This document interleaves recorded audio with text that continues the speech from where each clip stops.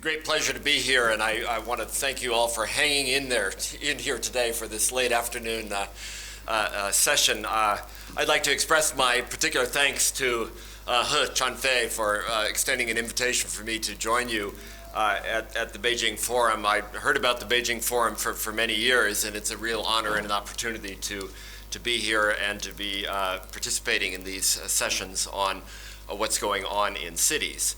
As you can see, my title deals with urban sustainability in large metropolitan areas, and the catalyst for this talk was a particular conversation I had a few months ago where somebody was talking to me, and this person will remain nameless because I'm going to be a little bit critical, but somebody was talking to me about what geography could contribute to our understanding of urban sustainability. And their basic argument was, well, I suppose geography is pretty useful because it provides us with maps and other tools that we can use to plot data, tools that other people then can use to help us understand what's going on with urban sustainability. And I thought, well, fine, I love maps. I'm a geographer. I think some of the maps and tools that geography brings are extremely useful, but I was really struck by what a limited conception this was of how geographical thinking can contribute to our understanding of urban sustainability. And I suppose I was particularly focused on this issue because not long ago I had the opportunity to chair a study of the National Academy of Sciences, the National Research Council in the United States, that was entitled Understanding the Changing Planet, Strategic Directions for the Geographical Sciences. And this report, which is, I might add, has been translated into Chinese and is now available in a Chinese edition, really tried to look at the analytical value of putting questions of the spatial organization of phenomena on the Earth's surface and the difference that place characteristics make in how social, political, and environmental circumstances unfold at the center of discussions can really be quite revealing in terms of what's going on in the world today. And it is from working on this report that I increasingly started thinking about geography not just as, of course, a set of maps and tools, as valuable as those are, but as a way of thinking indeed about questions such as urban sustainability that we shouldn't lose sight of in the rush to embrace the useful and indeed visually appealing products of geographic information systems and the like.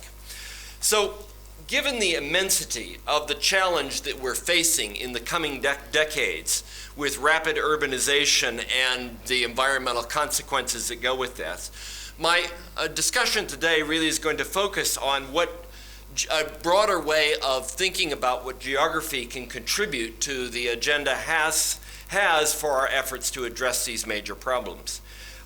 It goes without saying, I think, to an audience like this, that the extent of the challenges are significant.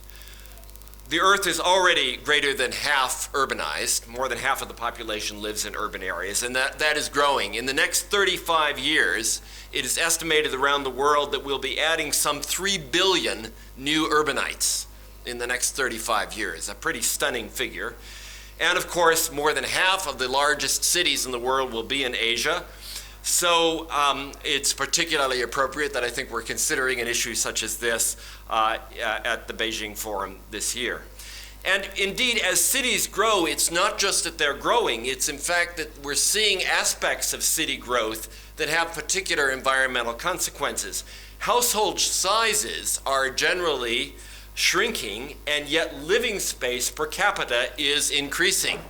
So you can see this both in the United States and in China. In China, there's been a more than threefold increase in dwelling size, the size of the average dwelling from 1978 to 2005.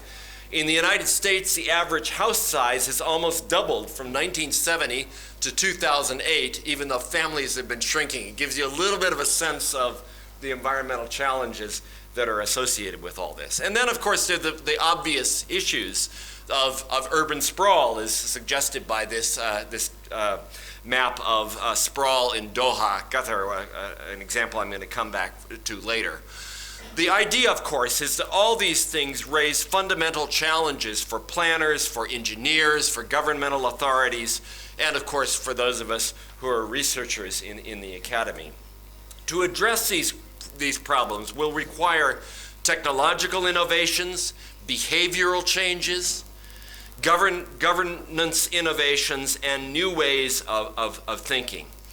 And those new ways of thinking, of course, have to come from many different arenas, and geography is only one of them. So my goal today in highlighting what geography can bring to the table is not to suggest that all the answers lie in geography, but it is simply to suggest that against the backdrop of these challenges, we can't just think of geography as a set of tools that other people can use. We have to actually think about the ways of thinking and analytical value that geography can bring. So it's ways of thinking, for example, about urban sprawl that don't just assume that sprawl means the same thing everywhere. That in fact, in some cases where you've got edge cities, sprawl can actually lead to less need for long distance movement than in other places. It means taking attractive maps such as this and doing more than simply saying, well, they're showing us something about urban growth, but about thinking about the connections that exist between urban growth and other phenomena. Thinking about cities as places means thinking about them as coupled human environment systems, that which leads in turn to thinking about how urban change has impacts on things such as biodiversity and the relationships between, for example, urban form and water use, which is a really critical and interesting issue that's only beginning to get attention. And even in the spirit of what the previous speaker, Professor Ferleino, was trying to focus our attention on, thinking not just about how climate change impacts cities, but how cities impact climate change, reversing the equation, or at least seeing it as running in different ways. Now, in all of these things, geospatial tools can be of enormous help. And in fact, I think they can help us analyze and assess, for example, through the kinds of simulations that Torrens was doing a few years ago, some of the implications of urban changes that are going on. And of course, some of the incredibly powerful visualizations now. Just an example from some work that Meipo Kwan did in Portland, Oregon, close to where I live, can really help us come to grips with some of the changes that are going on. But embracing those possibilities is not a substitute for considering what kinds of questions we should be asking when we think about urban change from a geographical perspective. And I'm going to suggest in my talk today that there are a few examples of the kinds of things that come out of geographical thinking about cities that we really ought to be thinking about more. And one of the nice things about coming to a forum such as this is at least two of my points have been covered already in various ways by speakers. So it actually cheers me to hear some of the talks that we've heard, but regrettably, I think some of the things that get emphasized in a room like this are not necessarily the things that are getting emphasized outside of the rarefied atmosphere of the Beijing Forum. So the four things that I want to suggest are on the screen in front of you. I'm going to go through each of them, but the idea is that thinking carefully about spatial patterns and spatial organization and the character of places, I think, can give us new ways of understanding how we should be approaching the challenges that are facing us today. So let's start with what I'm calling the need to think about the local environmental circumstances and limitations in which cities are embedded. I have a picture up here of Phoenix or Arizona, because it's a city, when you look at a aerial photo such as this, that seems very much not in keeping with its biophysical environment. What you see actually represented here is an idea about how living space might be appropriately organized in New England, and it's transported to an entirely different biophysical context, and yet that idea about what constitutes a proper upper middle class neighborhood gets taken to another environment, and it becomes actually a much greater challenge for sustainability when adopted here as opposed to where the idea originally came from. So the value, of course, of thinking about a place like Phoenix, or what's represented in a slide such as this, geographically means to ask questions about what is the biophysical context in which it's situated, and to what extent is this disjunct with that biophysical context. And in this regard, there's a classic book, several decades old now, that was written by a Canadian geographer, Edward Ralph, called Place and Placelessness, which I think is quite relevant for the kinds of issues we're trying to grapple with.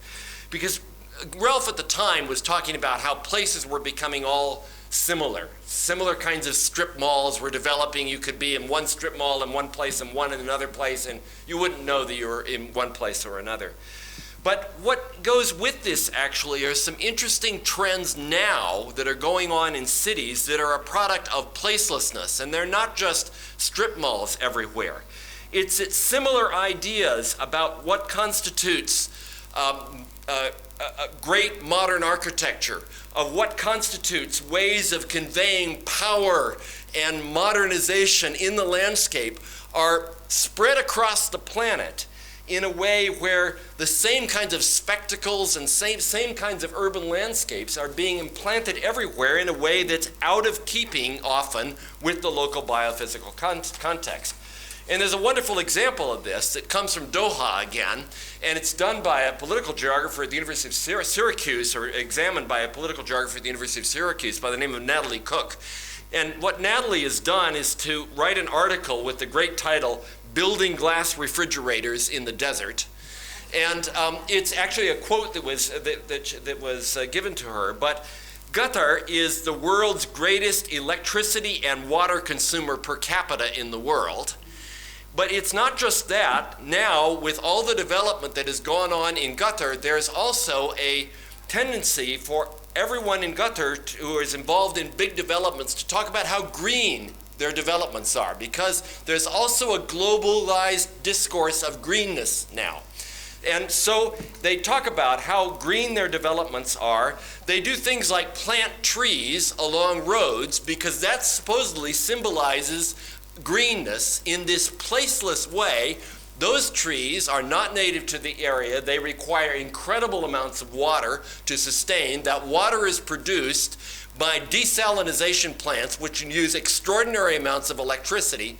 You see where I'm going with this, right? There's this incredible disconnect, actually, between what's going on. And in fact, with all this rhetoric of greenness, surveys in Doha now show that the majority of the population think of their city as particularly green, which, okay, I made the point. So that issue we haven't talked about as much in this forum, but I think it's quite an interesting one.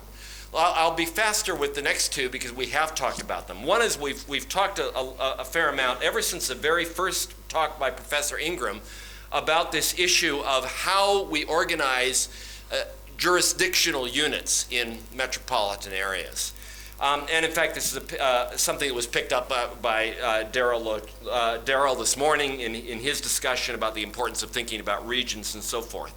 But the tendency to think about political patterns as fairly fixed units means that we often don't think much about what I call the spatial mismatch problem, where little attention is given to the relationship between the political organization of territory and the actual problems that one can try to address. So I use an example from my own home state of Oregon, where something kind of innovative was done in the 1970s in an effort to try to develop a concept called the urban growth boundary.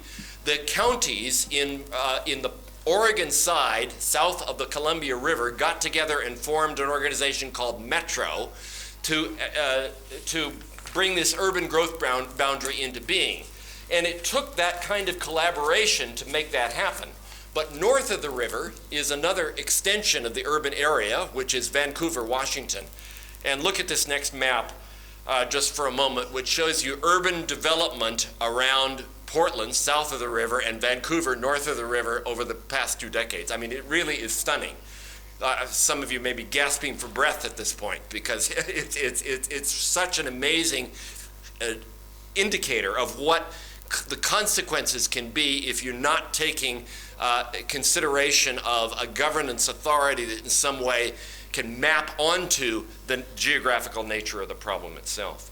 Now let me move to a third issue, which I think has come up very interestingly in this conference. Professor Fulong Wu mentioned this yesterday about planning for social justice versus growth, and then Professor Liu picked up on it this morning. We tend to think about planning for places so often the organization is around topics. We rarely ask the bigger question of what do we want a city or a neighborhood or a place to be like, which I again think comes from a more holistic kind of way of thinking about places. So the result is, and I'm not going to have time to go into it here, but you end up with incredible fragmentation. The red area is an aquifer near Portland, where as part of the jurisdictional structure, they said you could only have one well for every 10, for every 10 hectares. One well for every 10 hectares because they were trying to limit water use. But then the actual folks that were concerned with urban land sales were allowing land sales every 5 hectares. So you had all these people buying plots that couldn't actually have access to water. You can imagine the chaos that develops.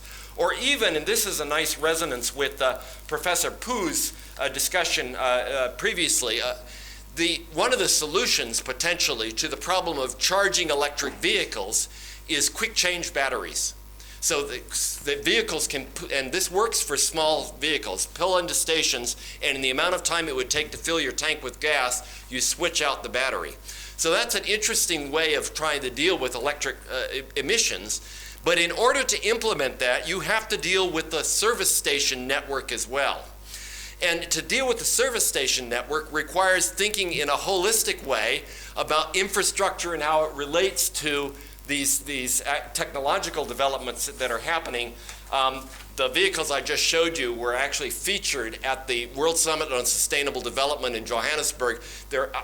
I've driven one of them. They're fantastic. They're an amazing innovation. They've gone nowhere because of the inability to sort of plan against that backdrop. And then just a resonance here with the comment, the discussion with Professor Webster about the health characteristics of city designs.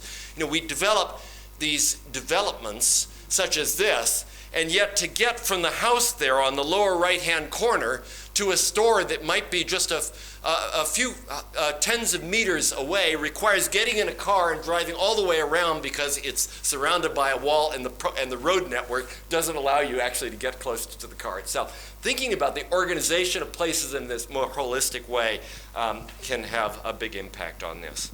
And then finally, when we come back to thinking about the use of geospatial technologies and tools themselves, it seems to me that what we need to do is not just think about these as sort of, well, okay, we can put a lot of information on the map, but bring the same kinds of critical sensibilities that we bring to other issues to those issues, to geospatial tools themselves, so that we start using them in more creative ways, such as examining the relationship between urban expansion and different ecological variables, and generating hypotheses that can help us understand the possibilities and limitations of different kinds of plans for addressing urban growth. So this is my last slide. I know I'm out of time, but when we did that National Research Council project I was talking about at the beginning, we really were trying to outline what geography could bring to the table in terms of its concern with places as coupled human environment systems, spatial patterns, spatial analysis. This is more than just simply providing tools to others. It provides us with a way of thinking and approaching some key questions about urban sustainability that I think have to be part of the mix if we're going to address one of the great challenges of our time. Thank you very much. Thank you.